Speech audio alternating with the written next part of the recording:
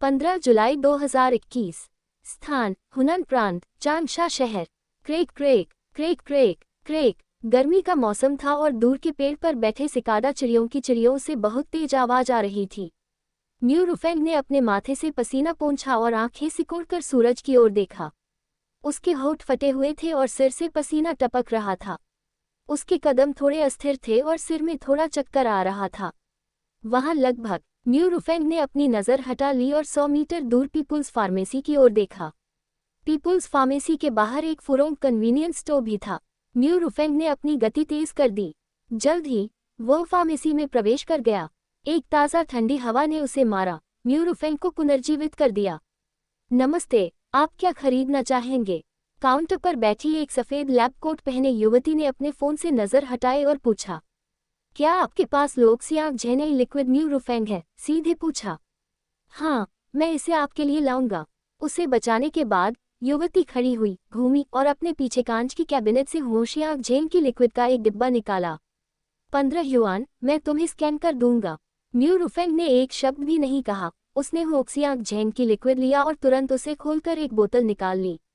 जैसे ही होशियांग झेन की लिक्विड की छोटी बोतल उसके मुंह में गई, उसकी तीखी गंध सीधे उसके मुंह में पहुंची। उसके सिर पर उस पल में म्यू रुफेंग का चेहरा विकृत हो गया। ये वास्तव में वह गंध थी जिसने म्यू रुफेंग के सिर को बहुत साफ कर दिया। फिर दूसरी बोतल, तीसरी बोतल।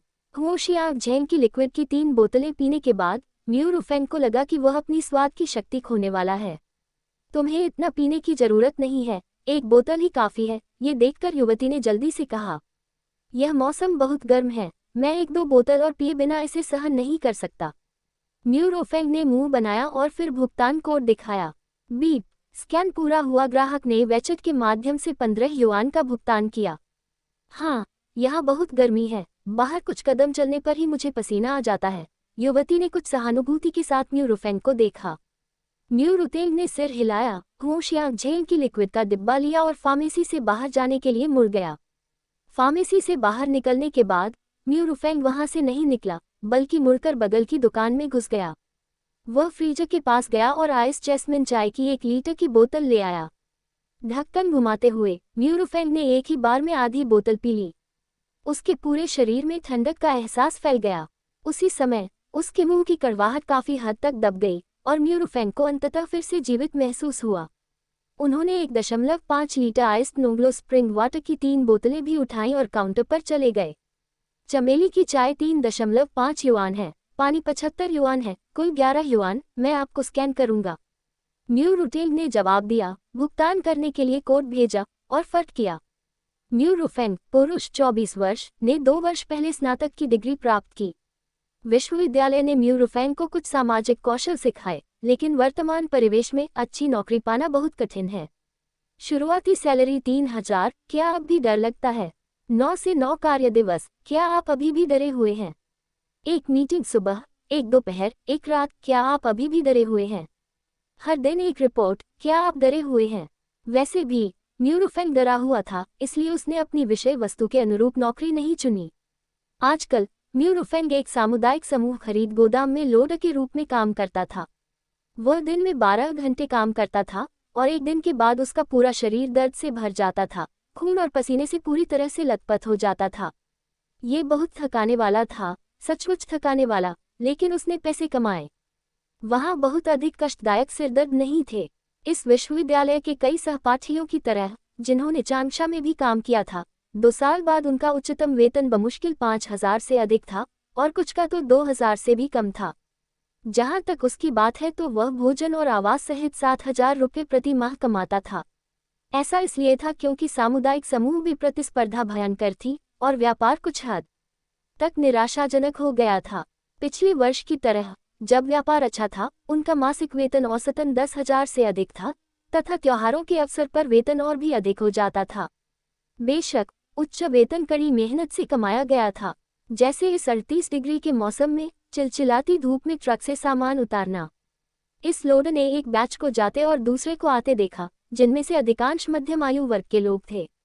केवल मध्यम आयु वर्ग के लोग ही कठिनाई सहन कर सकते थे।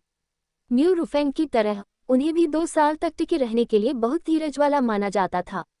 जिस चचेरे भाई ने उसे इस काम में लगाया था, उसने तीसरे महीने में ही नौकरी छोड़ दी क्योंकि वह आगे नहीं बढ़ सका।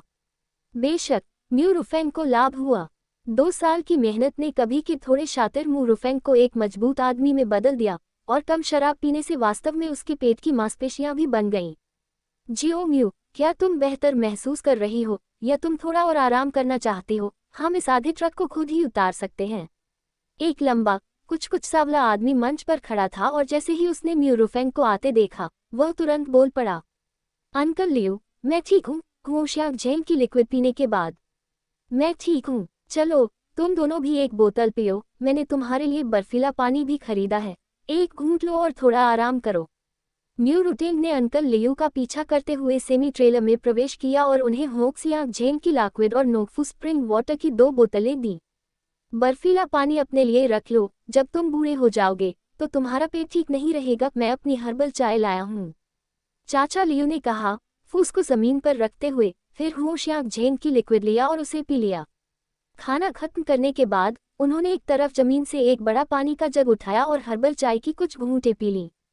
मैं मजबूत हूँ, बस अपना सब कुछ मुझे दे दो, हे।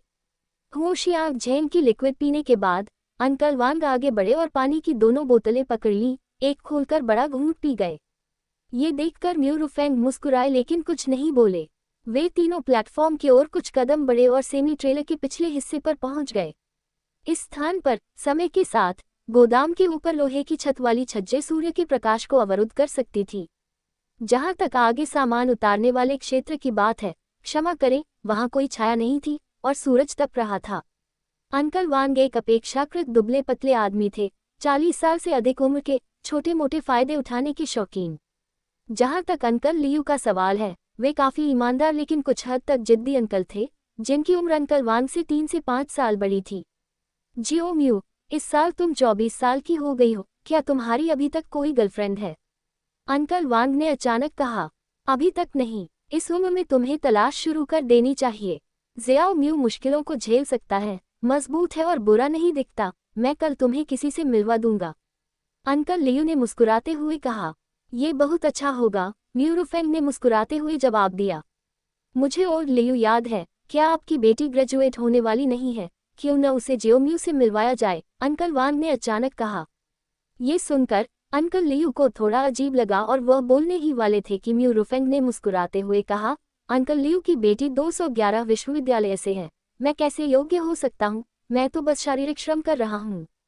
चलो उस बारे में बात नहीं करते, मैं तुम्हें कल एक अच्छी लड़की से मिलवाऊंगा। अंकल लियू ने म्यू रुफेंग को थपथपाया और कहा, ओह, वैसे क्या तुमने सुना है, शराब गोदाम में एक और ड्राइवर की मौत हो गई? अंकल वांग अचानक फुसफुसाए। हाँ, एक और, सच में, मुझे याद है कि कुछ दिन पहले ही वहां किसी की मौत हुई थी। अंकल लियू की आवाज भी कुछ धीमी हो गई।